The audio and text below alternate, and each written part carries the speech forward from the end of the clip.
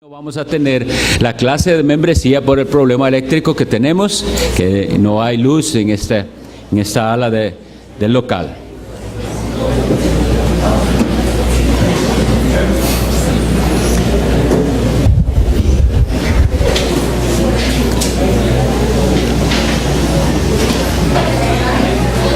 Hoy tenemos la lección número 10 de la serie de este trimestre, que está titulada La batalla por la pureza, una batalla contra la inmoralidad. Y para los que no han estado en el resto de las lecciones, esta serie de clases bíblicas de este trimestre de octubre a diciembre está basada en gran parte en el material que nosotros proveemos con el curso bíblico que se llama Libertad Pura del Ministerio Liberando a los Cautivos, en el cual nosotros como iglesia estamos involucrados. Varios de aquí de nuestra iglesia somos mentores y por la gracia del Señor yo funciono como director de este ministerio en habla español, porque está en muchos idiomas el curso. Entonces en cada idioma hay coordinadores para los diferentes países. Bueno, pues viendo la gran necesidad que hay de entender que sí se puede ser libre de los vicios sexuales y de los pecados habituales de inmoralidad sexual, y tratando no solo el tema como algo correctivo, sino preventivo, entonces por eso es que trajimos el tema a escuela dominical. Porque pudiera ser que ahí, en nuestras bancas, hay sentadas personas luchando con el problema o con el pecado, mejor dicho, sin entender que hay armas en la Biblia para vencer, y pensando que no puede hacer nada, que ya intentó todo, y queremos entonces dejar bien en claro cuáles son los principios bíblicos para vencer el pecado de la inmoralidad sexual. Nuestro mundo, nuestra sociedad está sumergida en la inmoralidad sexual a un grado tan lamentable que a lo malo se le dice bueno. Y que incluso en las iglesias, muchos de los que se meten a los cursos bíblicos son personas en el liderazgo de iglesias, participando en actividades, pero pensando que se puede vivir esa vida doble, de secreto pecado y participando en la iglesia, de alguna manera hasta pensando que así calman sus conciencias. Pero no es así. El verdadero cristianismo es la realidad de que la verdad nos hace libres, y que entendiendo la verdad que está escrita en la palabra de Dios, podremos ser libres y más libres cada vez. Más libres cada vez. Entonces, hoy ya es la 10ª lección, realmente nos quedan solo 3 más, pero quisiera tocar el tema de este engaño que viene a la mente de algunos que están luchando cuando llegamos al punto que habíamos expuesto sobre la amputación radical, que llamamos así. Es decir, el que está luchando contra el pecado sexual tiene que cortar con todo lo que le lleva al pecado o al riesgo de pecado. No va a haber victoria si no hace esa amputación. Pero los alumnos no hacen esas amputaciones muchas veces y después vuelven a tropezar, y estas que les voy a leer son algunas de las respuestas que se reciben cuando la persona se desilusiona porque parece que no está funcionando. Escuchen esto. Dice una persona: no he continuado en el curso porque he estado mirando pornografía. En respuesta al consejo de ustedes de que debo destruir y tirar a la basura el disquete, o sea, donde tiene la pornografía en un dispositivo, tengo que responder que no es el disquete lo que me induce a pecar, sino mi propio corazón. No sería razonable romper el disquete y echarlo a la basura para después encontrar otra cosa pornográfica que mirar. Mi concepto de lo que es victoria es el ser capaz de tener el disquete pornográfico al alcance y poder decirle que no. Seguiré buscando otro método de liberación. Ahora, si ustedes ven, suena en alguna parte de lo que está diciendo que entiende algo, pero después con las siguientes palabras se ve que no entiende nada todavía. ¿Por qué? Porque ya habíamos visto, sí es cierto, una cosa es abstenerse del pecado y vivir deseándolo, ese no es convertido, no ha tenido, el Señor no ha cambiado su corazón, Él ama el pecado, solamente se está absteniendo porque, y habíamos visto las causas, o porque le da miedo irse al infierno, o porque le da miedo una enfermedad venérea, o porque, etcétera. No tiene la motivación correcta. Pero si usted se dice cristiano, ama a Cristo y aborrece ese pecado que le separa de Cristo, entonces lucha, pero se engaña pensando que puede dejar el tal CD-ROM y entonces decir que ya estoy muy bien, aquí está la pornografía, pero no la voy a ver. Eso es un engaño. Y vamos a ver por qué. Pero veamos, voy a leerles otro para que vean cuán frecuente es esto. Dice esta otra persona que también se ve que sabe un poco, pero al final no. Si alguien que está a régimen de dieta tiene que resignarse a ver golosinas todos los días sin comerlas, pero deseándolas, no hay victoria. Yo veo más victoria en tener toneladas de comida alrededor y aún así no comer en exceso. Estoy de acuerdo que alejarnos de las tentaciones es muy razonable, pero ahí está la clave del asunto. Lo razonable, y no creo que el eliminar la televisión y los ordenadores, este es un español, que sirven tanto de fuente de programas bíblicos como pornográficos, sea la solución razonable. Ok, vean lo que es malentender lo que decimos. Decimos esto: si el televisor es lo que le hace caer, quite el televisor. ¿Qué es lo que estamos diciendo? ¿Prohibir el televisor para siempre? No. Estamos diciéndole a esa persona en particular que el televisor le es ocasión de caer, que lo saque, que nunca vea televisión si está solo, que lo saque de su habitación. Pero ven cómo la persona quiere engañarse a sí misma y decir, no, el tele a mí me sirve porque ahí dice que ve programas cristianos en la televisión, pero después ve pornográficos. Ven la contradicción. Entonces, él dice que eso no es lo que él desea como libertad, y pareciera que está hablando con verdad cuando dice, sí, lo que quiero es tenerlo ahí, pero ser tan fuerte que puedo decir no.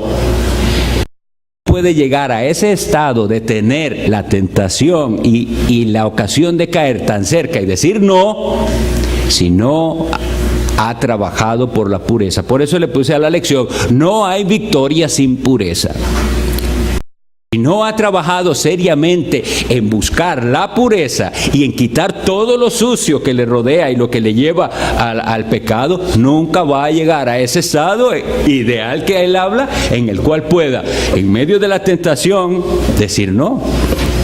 Entonces, para esto voy a llevarlos vamos a meditar hoy en dos textos. El primero es Hechos 19 y 20.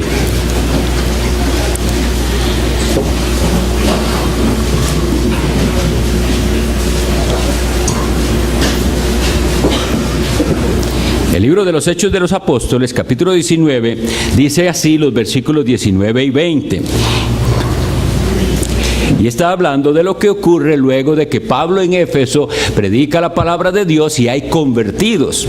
Entonces dice, asimismo, voy a leer desde el 18 para que vean que ahí está incluido otro elemento de los que ya habíamos hablado en el pasado, que llamábamos la confesión, el sacar a la luz las cosas. Dice, y muchos de los que habían creído venían confesando y dando cuenta de sus hechos. Asimismo, muchos de los que habían practicado la magia trajeron los libros y los quemaron delante de todos, y hecha la cuenta de su precio hallaron que era 50,000 piezas de plata, y así crecía y prevalecía poderosamente la palabra de Dios. Entonces, ¿qué es lo que sucede como resultado de una verdadera conversión? Una disposición de decir, yo con esto que es pecado y que me apartaba a mí de Dios, no quiero nada. Voy a reconocerlo porque dice que venían confesando. Ahora, eso no es un patrón que pensemos que tengamos que venir y decirle a todo el mundo todos los pecados, pero sí estar dispuesto, cada uno en la ocasión necesaria, a confesar. El Señor me salvó a mí, ¿de qué? De eso me salvó a mí el Señor. Entonces ellos sabían y vienen, confiesan, pero no se dicen, bueno, nosotros practicábamos la magia y todo eso, ya no lo vamos a hacer, pero vamos a dejar los libros ahí. y los amuletos y todo eso. ¿Qué es lo natural? Ya no quiero nada con amuletos, ni con libros de magia, ni con nada que me asocie con eso. Eso es lo mismo que se espera con el que ha sido atrapado con pecados sexuales. Bote y elimine todo aquello que era una fuente de pecado. Entonces, el capítulo 7 del libro de Josué nos describe una historia que muchos tal vez conocerán, otros la van a leer hoy por primera vez, pero que es muy, muy ilustrativa con respecto a este tema de que si no hay pureza y una determinación de quitar todo aquello que nos lleva al pecado, y si la persona se aferra a esconder su pecado, no va a haber victoria. Capítulo 7 del libro de Josué.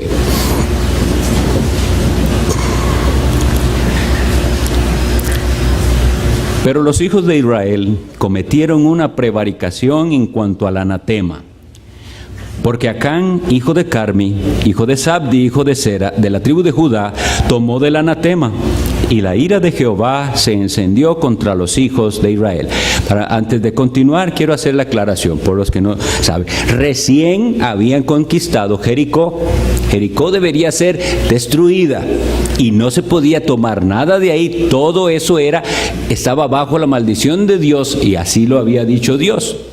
Entonces, en esas circunstancias fue en las que este hombre se atrevió, dice, del anatema, es decir, de aquellos bienes que estaban bajo ya la maldición de Dios, y la ira de Jehová entonces se enciende contra los hijos de Israel. Después Josué envió hombres desde Jericó a Ai. Ai es una ciudad que estaba junto a Bet-Aven, hacia el oriente de Betel, y les habló diciendo: subid y reconoced la tierra. Y ellos subieron y reconocieron a Ai. Y volviendo Josué les dijeron: no suba todo el pueblo, sino suban como 2,000 o 3,000 hombres, y tomarán a Ai. No fatigues a todo el pueblo yendo allí, porque son pocos. Y subieron allá del pueblo como 3,000 hombres, los cuales huyeron delante de los de Ai. Y los de Ai mataron de ellos a unos 36 hombres, y los siguieron desde la puerta hasta Sebarim, y los derrotaron en la bajada, por lo cual el corazón del pueblo desfalleció y vino a ser como agua. Entonces Josué rompió sus vestidos y se postró en tierra sobre su rostro delante del arca de Jehová hasta caer la tarde, él y los ancianos de Israel, y echaron polvo sobre sus cabezas. Y dijo Josué: ah, Señor Jehová, ¿por qué hiciste pasar a este pueblo el Jordán para entregarnos en las manos de los amorreos, para que nos destruyan? Ojalá nos hubiéramos quedado al otro lado del Jordán. Ay, Señor, ¿qué diré ya que Israel ha vuelto la espalda delante de sus enemigos? Porque los cananeos y todos los moradores de la tierra oirán y nos rodearán y borrarán nuestro nombre de sobre la tierra, y entonces, ¿qué harás tú a tu grande nombre? Y Jehová dijo a Josué: levántate, ¿por qué te postras así sobre tu rostro? Israel ha pecado y aún han quebrantado mi pacto que yo les mandé, y también han tomado del anatema y hasta han hurtado, han mentido y aún lo han guardado entre sus enseres. Por eso los hijos de Israel no podrán hacer frente a sus enemigos, sino que delante de sus enemigos volverán la espalda, por cuanto han venido a ser anatema. Ni estaré más con vosotros, si no destruyereis el anatema de en medio de vosotros.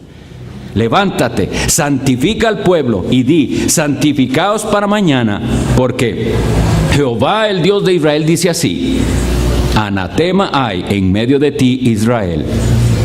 No podrás hacer frente a tus enemigos hasta que hayáis quitado el anatema de en medio de vosotros. Os acercaréis pues mañana por vuestras tribus, y la tribu que Jehová tomare se acercará por sus familias, y la familia que Jehová tomare se acercará por sus casas, y la casa que Jehová tomare se acercará por los varones. No voy a leer el resto, pero sí el final.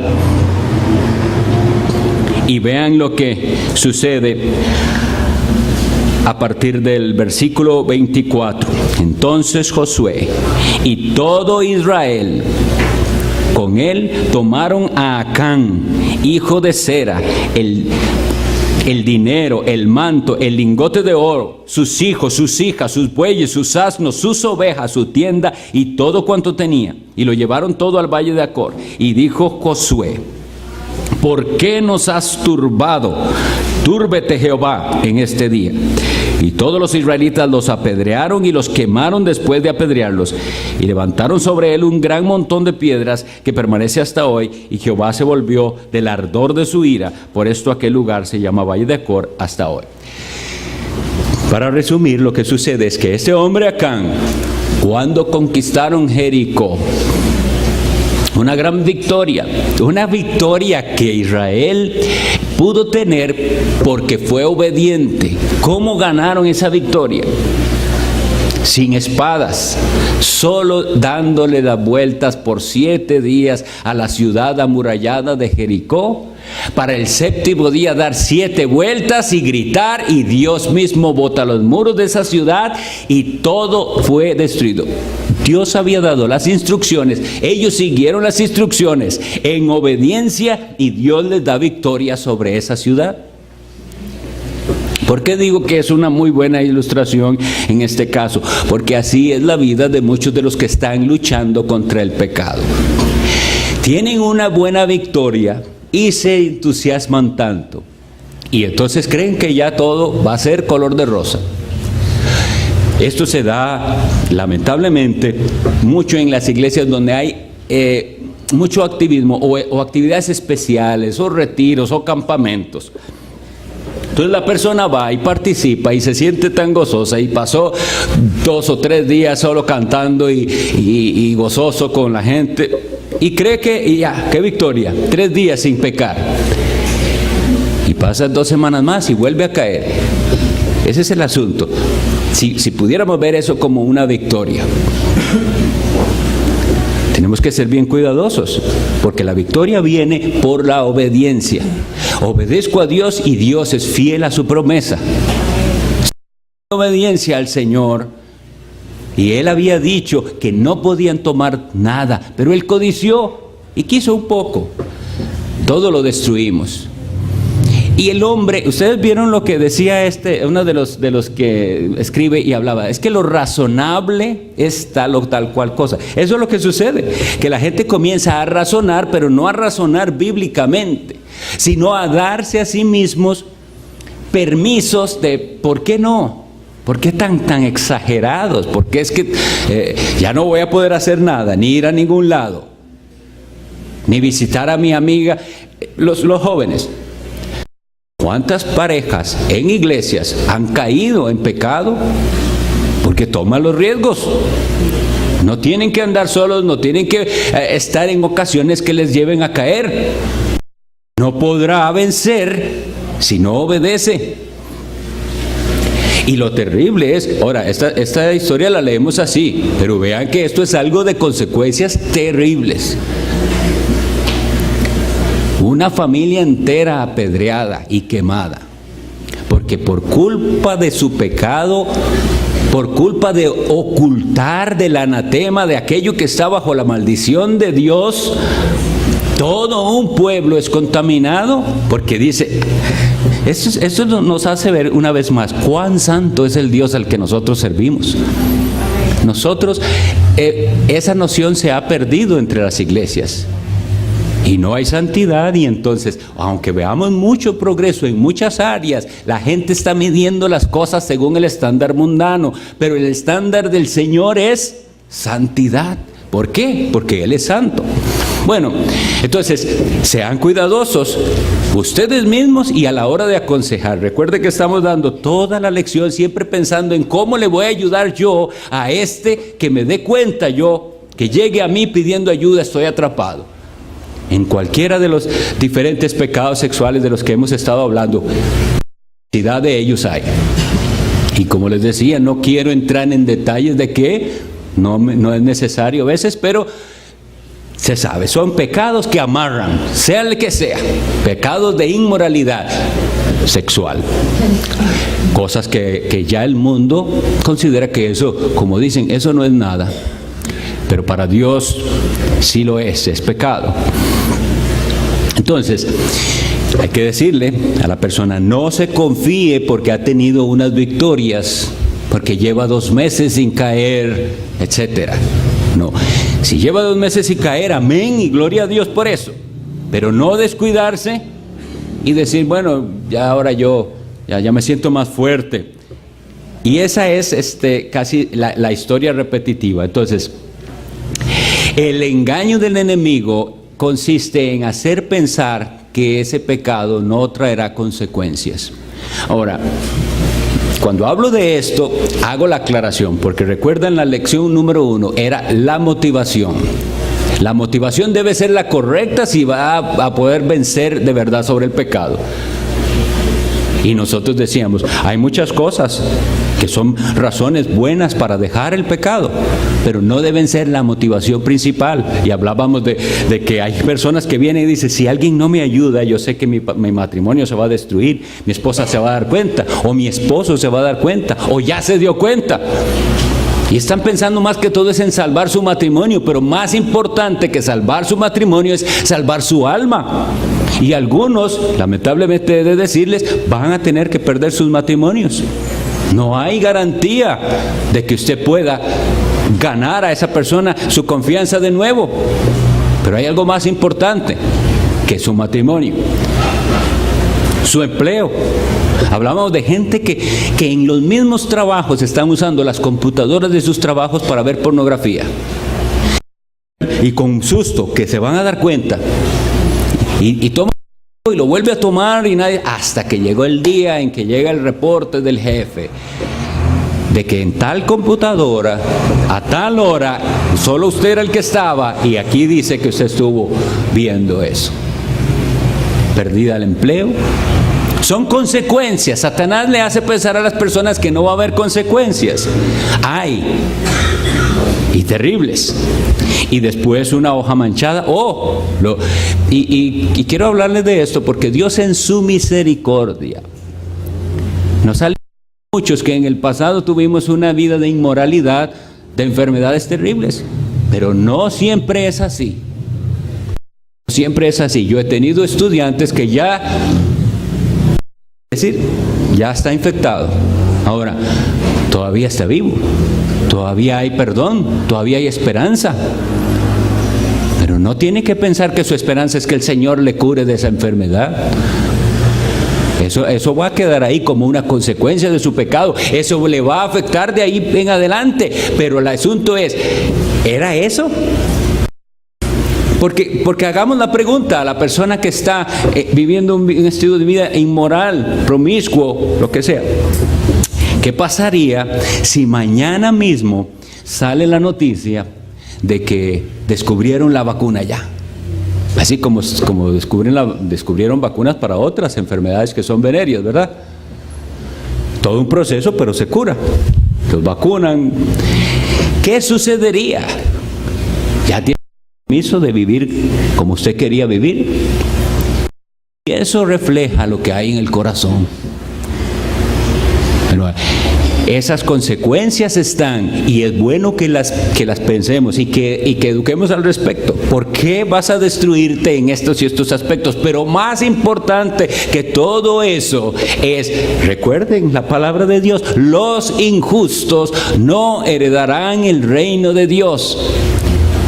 Vida de pecado, de cualquier tipo de pecado, pero en particular que estamos hablando de inmoralidad sexual, es una garantía de condenación, a menos que haya arrepentimiento verdadero, fe en Jesucristo.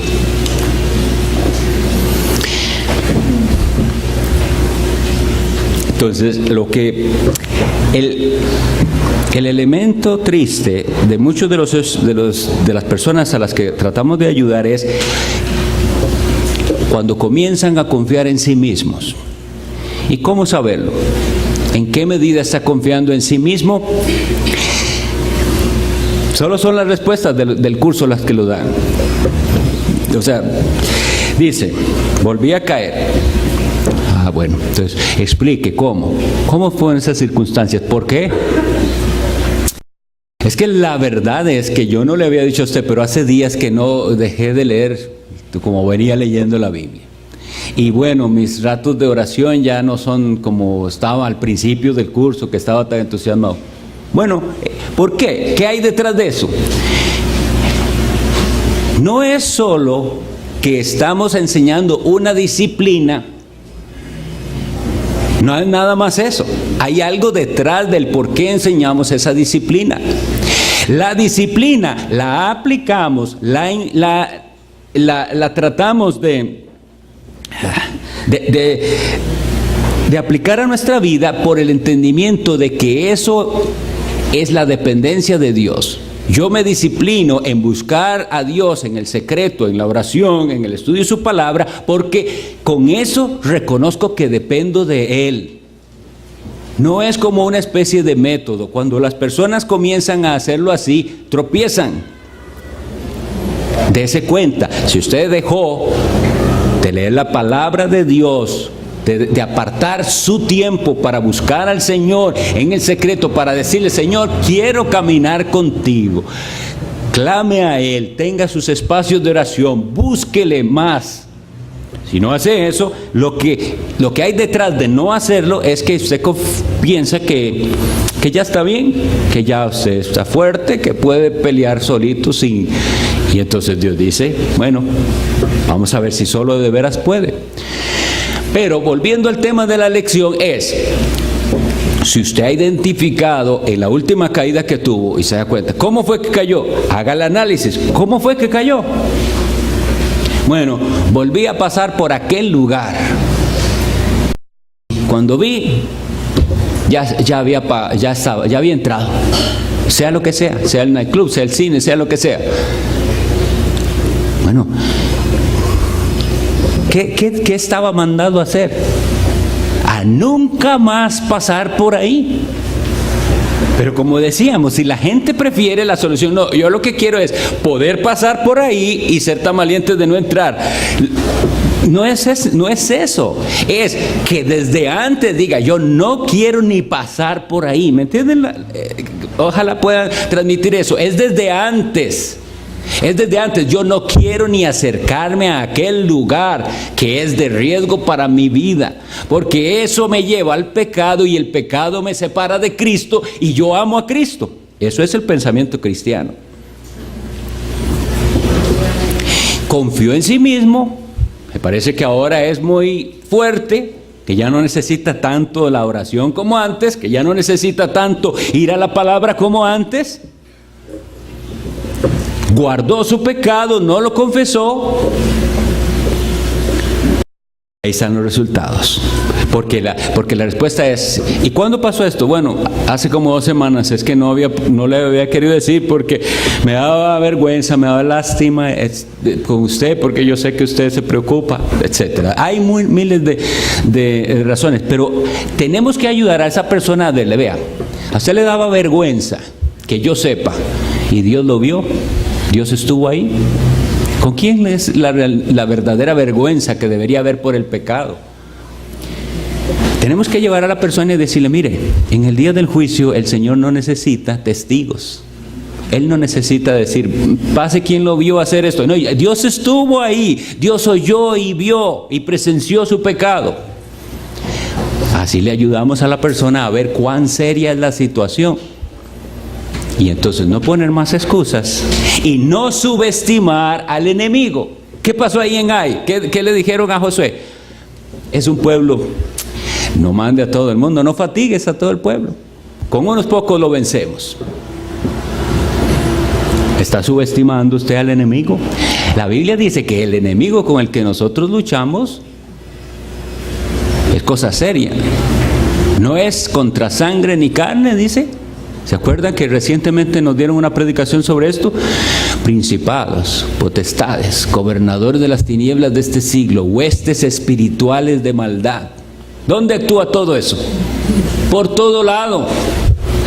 ¿Quién cree ustedes que mueve esto de que haya incluso en los autobuses detrás una imagen que le haga caer? Una carta, una valla, un anuncio.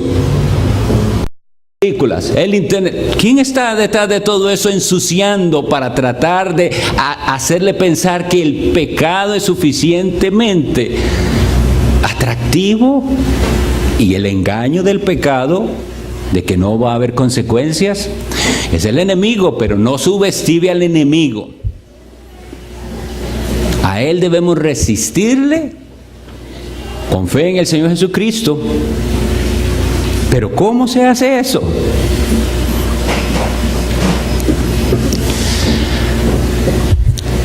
Usted subestima a su enemigo, que es el diablo y el mundo y su propio corazón, que a veces nos traiciona, o muchas veces, porque está escrito que es engañoso. Cuando usted deja de buscar ese auxilio de Dios y se atreve a dejar parte del anatema en su casa, en su corazón, a su alcance, ¿está dispuesto a deshacerse de todo eso? De revistas, de estar mirando televisión. Tiene que ser tan radical, como les decía el otro día, que se incluso, sabemos que el deporte está bien, pero si ese programa deportivo en su programación incluye, como muchos lo hacen, modelos que le hacen caer, quítelo. O no se puede, es demasiado pedir. Ese es el asunto. ¿Está usted dispuesto a romper y a decir, esto es parte del anatema, yo no quiero eso? Y así es con cualquier otra área de nuestra vida. No va a haber victoria. Ese estado ideal en el cual ahora yo sí puedo sentarme frente a la computadora y yo le doy gloria y honra a mi Señor, que eso es una realidad hoy en mi vida, que a las 12 de la noche puedo, si tengo que hacerlo, aunque esté solo, estar en la computadora y preparar algo, y ya no va a haber. Pero eso no llegó así nomás. Después de haber por mucho tiempo estado dispuesto a votar y a deshacerse uno del anatema y de toda posibilidad y riesgo de volver a caer. Pero si usted cree que puede hacerlo ahora, está aprendiendo a caminar o a luchar contra el pecado, va a volver a caer. Cada uno debe hacer también en sus circunstancias una revisión, porque esto no es una cosa tan sencilla como que yo les pueda dar la lista de cosas que no hacer y que sí hacer, sino que el caso, por eso es que se ocupa de una verdadera consejería pastoral y de hermanos que se exhortan unos a otros y están dispuestos a acompañar al hermano en el proceso, porque en la conversación van a salir a la luz cuáles son esas cosas que hay que eliminar. ¿Cuál es ese anatema que usted está guardando por el cual no puede tener victoria? Debe saber identificarlo.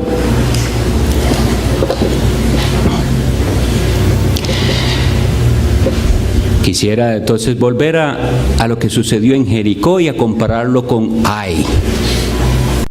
Una gran victoria es posterior a la obediencia que hubo de Josué y del pueblo de Dios de hacer y de seguir las instrucciones de Dios. Por eso también hay una de las lecciones que parte trata de esto en el curso, que se llama antes. Dice, la pureza antecede al poder. Esa es la lección. La pureza está antes del poder. Usted quiere poder y quiere poder pasar por ese lugar algún día y no volver a ver, y quiere poder dominar sus ojos. Primero tiene que haber luchado por la pureza. Recuerden que es una clase de pecado y habíamos visto que nunca se sacia. Esta semana recibí una respuesta de uno de los estudiantes. Ni siquiera su problema no es con la pornografía, sino simplemente la lujuria de mirar. Y dice, siempre está el engaño de que va a pasar una mujer, otra más guapa, otra más bonita. Ya vi una. Y ahí está el adulterio en su corazón. Piensa vio a la mujer más hermosa. Entonces ya debería haberse saciado, pero no, siempre hay la idea de que habrá otra más hermosa aún que volver a ver. ¿Y qué es el mandamiento de la Biblia? Que usted no puede volver a ver y no debe y tiene que pelear contra eso. Otra que no es la suya, la que Dios le dio a usted, su esposa. Y si no tiene esposa, tiene que esperar a que ella venga, porque esa es la única que usted puede volver a ver y regocijarse en ella y deleitarse con ella según el estándar de Dios, en una relación limpia, sana. Pero así cualquiera, las mujeres también. No piensen que esto es solo de los hombres, porque el engaño es ese, y entonces pensar que esta clase tiene que ver con los hombres, nada más. Las estadísticas las dimos hace mucho tiempo, ¿verdad? Cómo va creciendo el porcentaje también de mujeres atrapadas en estos vicios sexuales y en conductas inmorales. ¿Y nosotros qué vamos a hacer? Nosotros vamos, como Iglesia de Dios, a luchar por la pureza y a quitar todas las cosas que sean parte de la